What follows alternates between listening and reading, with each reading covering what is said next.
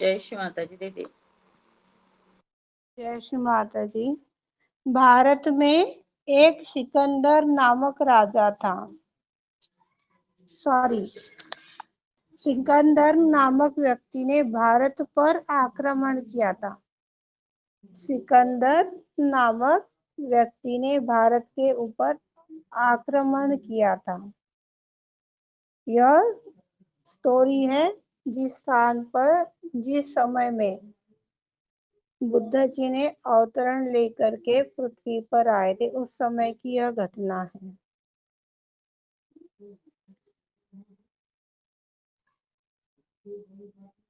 भारत पर विजय प्राप्त करना यही इस व्यक्ति का एकमात्र लक्ष्य था। वह बहुत बलशाली था, बहुत शक्तियां उसने धारण कर रखी थी, शरीर से, मन से, बुद्धि से। एक बार यदि वो जंग में जाता तो खाली हाथ नहीं आता था। इसी तरह एक दिन उसके मस्तिष्क के अंदर अहंकार ने जन्म ले लिया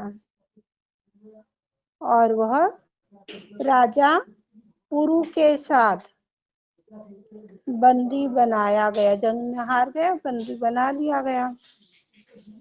सिकंदर ने एक भारतीय महिला से शादी की थी।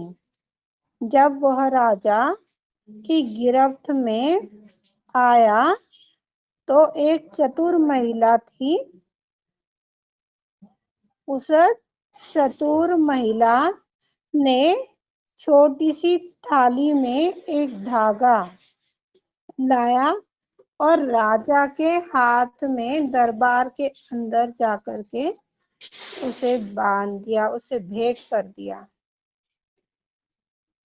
अब ये जो महिला थी, सिकंदर नामक व्यक्ति की जो पत्नी थी, इसे नहीं पता था, क्योंकि यह जो व्यक्ति था यह भारत का नहीं था। इसने भारत के ऊपर आक्रमण किया हुआ था। एक राखी का बंधन क्या होता है, पर भारतीय लोग तो एक राखी का बंधन समझते, एक धागे का मतलब समझते हैं। अब क्या करूं, क्या नहीं करूं। जब सिकंदर को राजा पुरु ने कैद कर लिया, बांध दिया, तो वो बेचारों की कटघरे में खड़ी हो गई। किसी ने बोला कि आप है ना ये मोली का धागा ले करके उस राजा के हाथ में बांध दीजिए।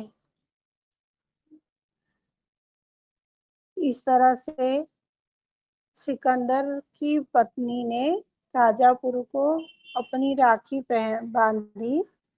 राजा ने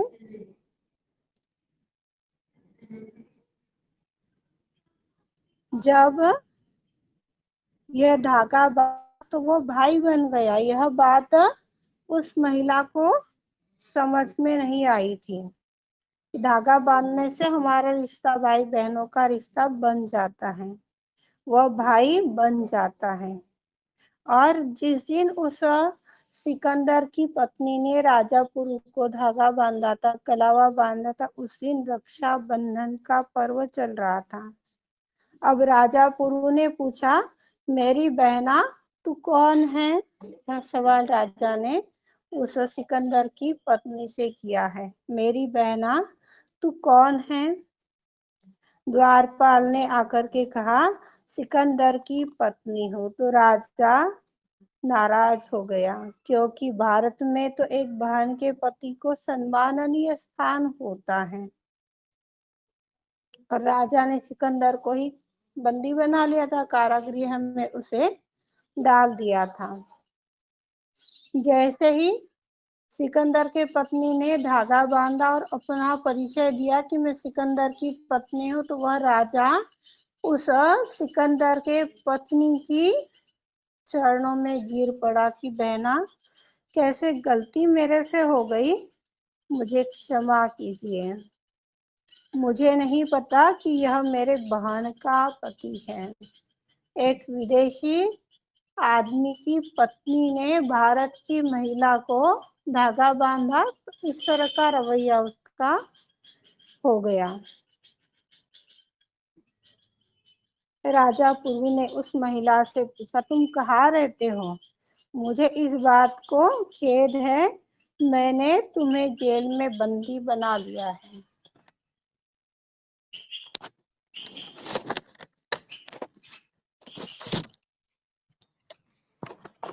बहुत गलत हुआ। वह इतना क्षमा प्रार्थी हुआ कि सिकंदर बात को समझ ही नहीं पाया। विदेशों में भारत की संस्कृति को नहीं निभाया जाता है, इसलिए श्री माँ की आप कोई भी वाणी सुनोगे ना, जो विदेशों में श्री माँ ने अपनी टॉक दी है, वार चर्चाएं की है, उसके अंदर भारत की संस्कृति का सूक्ष्मता के साथ में, पूर्ण गहराई के साथ में बातें श्री माँ ने समझाई है, जो भारत के लोग भारत में रह करके भूल गए हैं।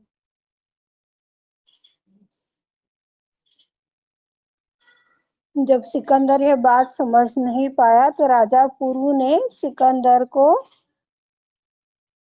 लाया, सिंहासन पर बिठाया। सिकंदर फिर चकित हो गया कि अरे ऐसा क्या हो गया, अभी तो इसने मुझे कैद कर लिया था और अब मुझे सिंहासन पर सम्मान के साथ में बैठा रहा है। यहाँ के तुम शासक हो, आप राजा हो,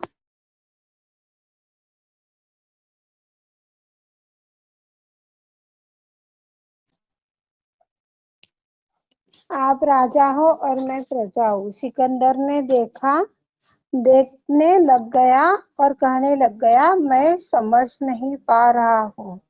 वो घर चला गया अपने पत्नी के साथ। राजा पुरु ने कुछ चीजें दी और सिकंदर को घर तक विदाई की। अपने बहनों को आभूषण, वस्त्र, कपड़ा लत्ता, हीरा जवाहरात जो भी उसके पास था, वो सारी चीजें दे करके उसकी विदाई की। घर पहुंचकर सिकंदर ने देखा उसकी पत्नी दरवाजे के पीछे से मुस्कुरा रही है। सिकंदर ने पूछा, क्या बात है? पत्नी ने कहा, तुम नहीं समझे? सिकंदर ने कहा, भारतीय लोग मजा किया है, मैं कुछ समझ नहीं पाया। मैं इतना खतरनाक आदमी हूँ, उसने मुझे जेल में डाल दिया और अब छोड़ भी दिया। इन भारतीयों की लीला तो कुछ समझ में नहीं आती है। ऐसा कैसे हो सकता है? पत्नी मुस्कुराई, फिर कहने लगी, आज रक्षाबंधन है।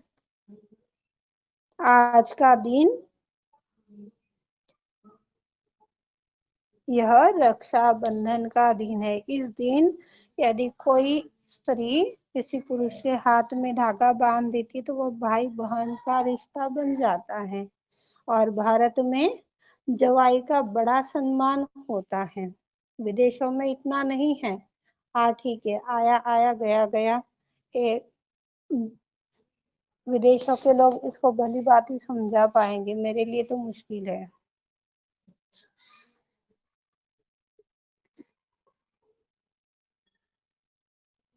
यह धागा जिसे बांधे आज के दिन वो भाई बन जाता है और इसी कारण से उन्हें आपको छोड़ना पड़ा। मैंने राजा पुरु के हाथ में एक कलावा बांधा, उसी कलावे के माध्यम से वो मेरा भाई हो गया और एक भारतीय जो एक कैदी था, कैदी को एक धागे पर छोड़ दिया। सिकंदर की पत्नी ने कहा, आप इसे संभाल नहीं सकते, मुश्किल है, एक धागा कलाई पर बंध जाए तो। वह भाई बहन बन जाते हैं और सहयोग में भाईचारा यदि नहीं है तो सहयोग फैल नहीं सकता। सबसे महत्वपूर्ण बात है कि हमारे अंदर भाईचारा होना चाहिए, तो विशुद्धि में अपने आप सुधार हो जाएगा, दोष मुक्त हो जाएंगे, हमारे संबंध अच्छे हो जाएंगे। ऐसा जरूरी नहीं है कि वह अपनी बहन है या नहीं है। हम आदि शक्ति के बच्चे हैं, यही बात बार बार आप लोगों को समझाई जाती है। श्री माँ की कृपा से हम यहाँ पर बैठे हुए हैं। कई बार लोगों को समझाया जाता है कि आज बताओ, कृष्ण भक्ति करने वाले बहुत से लोग हैं, गणेश जी को मानने वाले बहुत से लोग हैं, जगदम्बा की पूजा करने वाले भी बहुत से लोग हैं, पर क्या उनमें यह सहयोग की चीज है? अरे, कृष्ण भक्त आया है, एक सहयोगियों के साथ में जो प्रेम होता है, वो ये नहीं देखता है कि वो किस देश से है, किस देश से है, कहाँ से आया। नहीं, एक सहयोगी है। एक सहयोगी अपने घर में आ जाता है तो हमारे हृदय की कली कितनी खिल जाती है। सभी अनुभव कीजिएगा, सभी के जीवन में यह काल आकर गया होगा, जहाँ तक मुझे लग रहा है। अपने पत्नी को, पति को छोड़ करके यह भावना होनी चाहिए। जिस रिश्ते में हमारी माता पिता ने हमें बांध दिया है, हमें ब्याहा है, फिर चाहे वो लड़का हो चाहे लड़की हो, जिस स्थान पर हमारा संबंध हुआ है, केवल यही एक रिश्ता पति पत्नी का रिश्ता होता है। इसके अलावा यदि आप किसी स्त्री को पत्नी के रूप में देखते हो, किसी पुरुष को पति के रूप में देखते हो, तो समस्याएं आपके घर में क्या, अंदर क्या, बाहर क्या तैयार हो जाती है। इसे एक्सप्लेन नहीं करना चाहूंगी, सभी श्री माँ की वाणी से, अपने आसपास की गतिविधियों से यह भली भांति समझ पाते हैं।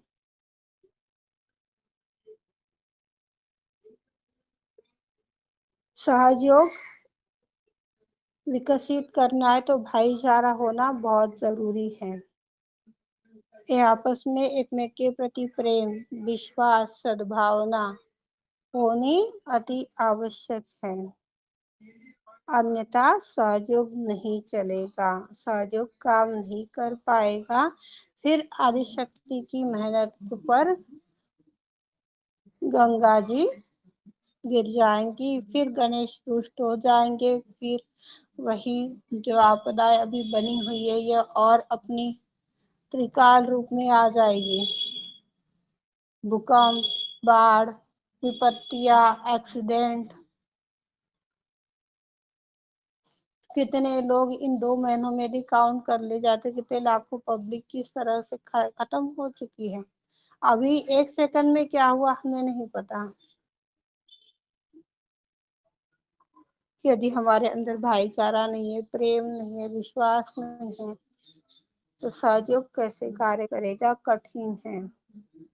कितने भी आश्रम में रहे, कोई समस्या नहीं है। यदि प्रेम है तो 10 बाय 10 के खोली में 4 व्यक्ति भी गुजारा कर लेंगे, और प्रेम नहीं है तो कितना भी बड़ा कमरा रहे, क्लेश होगा ही होगा। किसी को किसी के पीछे भागने की जरूरत नहीं है। जिसके साथ जो हो रहा है वह उसकी समस्या है, और वही समाधान देखेगा। जब एक उचित भाई बहन की बात को हम समझेंगे तो इस तरह की वैलेंस ही समाप्त हो जाएंगी। सहयोग में पति पत्नी का संबंध सामूहिक है, बाकी निजी संबंध है। सामूहिकता के साथ पवित्रता में हमें रहना चाहिए, तो सहयोग की प्रगति है। सहयोग जो 2 नाड़ियां बनी हुई है, यह ईड़ा नाड़ी जो है, यह अपनी बहन, अपनी माता या विश्व की महिला के रूप में जागृत रहती है, जो इच्छाओं के रूप में कार्य करती हैं।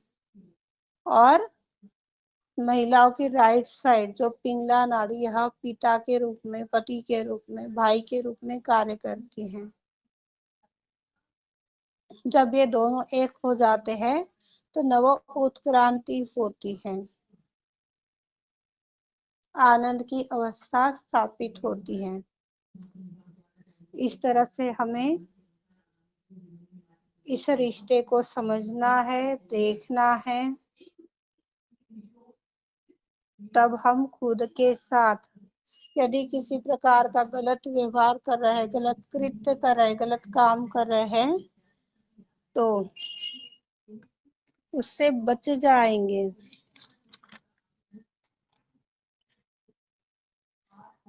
और अपमान से, जो बार बार अपमान हो रहा है, जो बार बार जिल्लत हमें बर्दाश्त करनी पड़ रही है, उस जिल्लत से हम उबर जाएंगे। जब कब होगा? जब हम अपने अंदर की कमियों को देखेंगे तब। फिर वही बात आ जाएगी, चार उंगलियां किसी को बात बोलते हैं तो अपनी ओर मुड़ती है और एक उंगली सामने वाले व्यक्ति की ओर मुड़ती है। जब सामने वालों के पास एक उंगली जा रही तो कितना प्रतिशत अपने ऊपर वह चीज लागू हो रही है, फिर यही बात समझने की आ जाएगी। एक भाई बहन के रिश्ते को यदि हम समझ पा रहे हैं तो सहयोग चलेगा, समस्याएं खत्म होगी। जो हमने एक सिकंदर नामक विदेशी पुरुष की स्टोरी से आत्मसात किया है। आशा करती हूँ आप लोगों को बात समझ में आई होगी। स्टोरी भले इंटरेस्टिंग ना हो, उसमें चार चांद नहीं लगे होंगे, पर जो महत्वपूर्ण मैसेज शिवा हम सभी को देना चाहती है, वो महत्वपूर्ण मैसेज आप सभी तक पहुंचा होगा, यही आशा करती हूँ। जय श्री माता।